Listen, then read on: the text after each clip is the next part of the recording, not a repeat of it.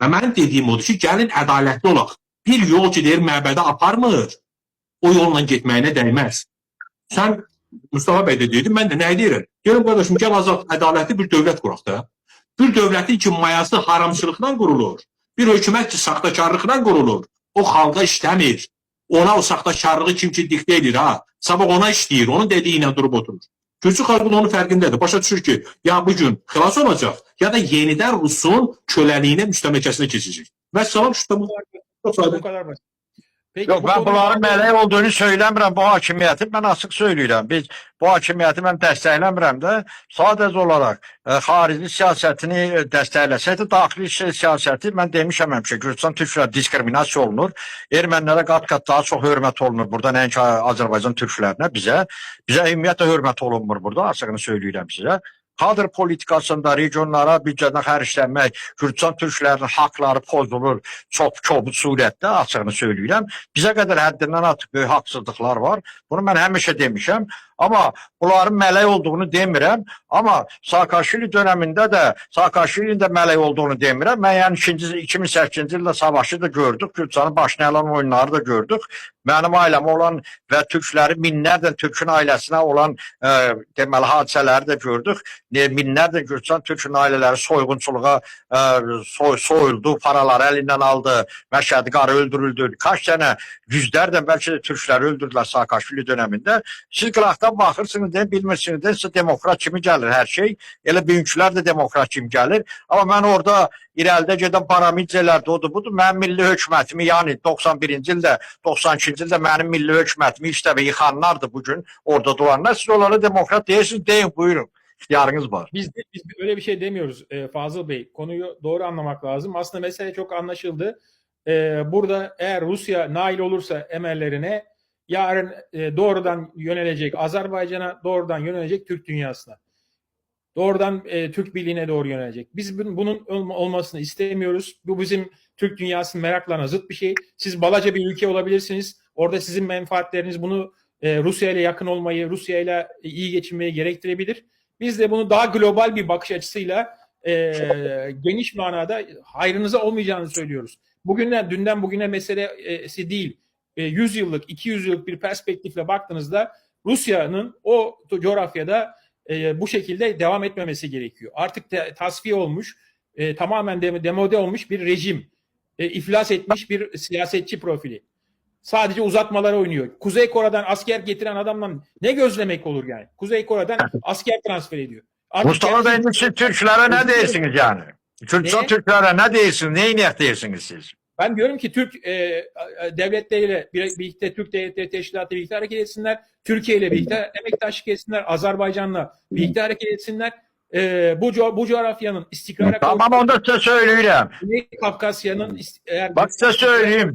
Türkiye'de deprem olanda ben 24 saat çalıştım, 24 saat. 10 milyon dolardan çok Türkiye bir çömeli yardım elədi. Ama bugün Türkiye'nin baş elçisi, konsulu bir defa da olsun Türkiye'nin tədbirlerine beni çağırmır. Bir dakika. Azerbaycan'ın səfiri de bütün günü bilirdiniz. Ben İlham Əliyev'i dəstəkləyirdim açığına da, ona göre de Azerbaycan muhalefette məndən inciyirdi. Tamam mı? Bugün Azerbaycan Gürcüstandakı səfiri Faik Quliyev erməniləri çağırır, ermənilər akrabalarını çağırır, hepsini tədbirlərə, bura dəstək verir. Ama bize heç bir dəstək vermir, bizden düşmənçilik yapar. Biz nasıl yapar? Bizim yolu bağlayıplar, Azerbaycan yolu bağlayıp bileti bize 500 dolara satır. Nasıl bu? Ne? Bu şekilde yapıyorlarsa, bu şekilde davranıyorlarsa büyük hata ediyorlar. Ama bu demek değildir ki... Biz saatsiz kalmışız. Tamam, işte ben söylüyorum. Eğer bu şekilde davranıyorlarsa büyük hata ediyorlar. Bu yanlış bir tutum. Bunu da biz de her fırsatta bunu dile getirmeye gayret ediyoruz. Böyle yapmasınlar diye. Ama bu demek değildir ki büyük planda devlet politikasını etkileyecek bir tutum değişikliğine yol versin. Yani tutup da Rusya'nın yanına hizalanmak gerekir. Bu en büyük yanlış bu olur. Burada ehvenişer bir durum var. Yani mükemmel diye bir şey yok. Az zararlı olan var. Bir de daha çok zararlı olan var. En büyük zarar Gürcü halkı için Rusya'nın tekrar terkibine girmektir. Tıpkı diğer bölge ülkeleri gibi. Rusya hiçbir yere getirmedi yani bugüne kadar. Herhangi bir şekilde ne bir zenginlik, ne bir refah, ne bir düzen hiçbir şekilde getirmedi. Tam tersine kaostan, bölmekten beslenip sömürmek üzere bir şeydir yani. Emperyalist bir sistemdir. Tamamen de tasfiye olmuştur artık yani. Bitmiştir yani. Tükenmiştir. Şu anda Batı onun üzerinden silindir gibi geçiyor. Siz onun Mustafa yanında Bey. olsanız siz de o şekilde onlarla birlikte izleyeceksiniz. Biz diyoruz ki ne onlar Batı'dan yana olun, ne Rusya'dan yana olun, bağımsız olsun, demokrasi olsun, insan hakları olsun, şeffaflık olsun, adil yönetim olsun. Kim geliyorsa gelsin başa. O ayrı bir şey. Halkın tercihine hiç kimse karışamaz. Ama Rusya bize şey yapacak diye yani bu seçimleri sahteleştirmek ya da Rusya'nın terkibine girmek bu en büyük felaket. Mustafa Buyurun Bey, hocam. gələn dəfə moderator mən olacağım. Siz çox gözəl konuşursunuz. Burada nasıldır Mustafa Bey? Yine deyirəm da, beni Gürcistan Türkçü olarak Gürcülər Gürcistan devletini düşünen kimi, ben de bir Gürcistan vatandaşı, Gürcistan Türkçü olarak ben Gürcistan Türklerini düşünürüm. Açık söyleyeceğim size. Yani biz ben istemiyorum ki bu büyük konuşan bile. Ama diyeyim ki bizim Gürcistan Türkleri bu dakika 1 milyona kadar Gürcistan'da Türk'ün yaşamasının belki de %50, %60'ı şahsen benim ve benim etrafımda olan dostların yardımıyla oldu ki bizim park buradan kaçmadı. Ona göre ki ben elə bir yerde yaşayıram Tiflis'in bu da Azerbaycan tarafı olan tarafında. Eğer bizim burada yaşayan soğanlıklar Gürcistan'ı tercih edip kaçsaydılar Daş Ermenistan'daki olduğu kimi. Ben size söyleyeyim ki Gürcistan'da bugün bir Türk de kalmayacaktı, tamam mı? Biz o vaxtı sinemizi irəli verdik, hayatımızı risk altına koyduk, bunu yapmadık. Bunu eləmədik ve Gürcistan Türklerini koruduk, sakladık. Bugün de ben çok iyi bilirim ki burada nasıl hangi manevralar eləmək lazımdır ki biz öz mövqeyimizi saklayaq. Yine deyirəm, biz ne Rusya tərəfə, ne Avropa, ne orası, ne burası biz təşkilatlanmalıyıq, öz haklarımızı, hüquqlarımızı tələb etməliyik. Aynen Ben öyle. yine söyleyeyim, Gürcistan'da 33 yıldır Rusya'dan ayrılıbdı. Bir defa da olsun demokratiya deyilen şey Gürcistan'da olmuyubdu. Hələ ki ne de görünmür, tamam mı? Olsa belə bunun Gürcistan Türklerine çok aidiyyatı da olmayacak, açık söyleyeyim size.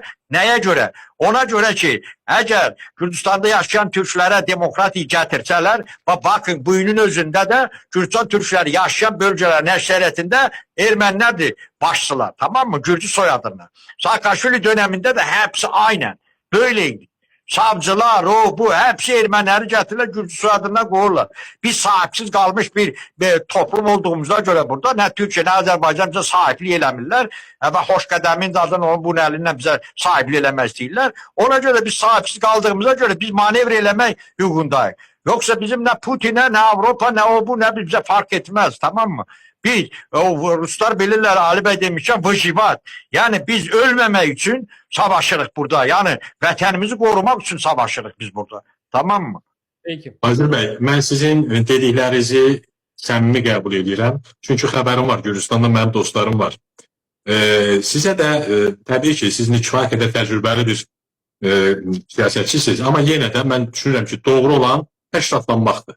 Bizim Gürcüstandakı soydaşlarımıza, qardaşlarımıza bir nömrəli iş təşkilatlanmaq, 2 nömrəli iş təşkilatlanmaq, 3 nömrəli iş təşkilatlanmaq. Təşkilatlanmaq və Gürcüstan cəmiyyətinə inteqrasiya eləmək. O cəmiyyətdən qaçmaq yox, arada durmaq yox, o cəmiyyətin elitası olmaq, önünə keçmək. Sahib məsələsinə gələndə də sahibimiz Allahdır.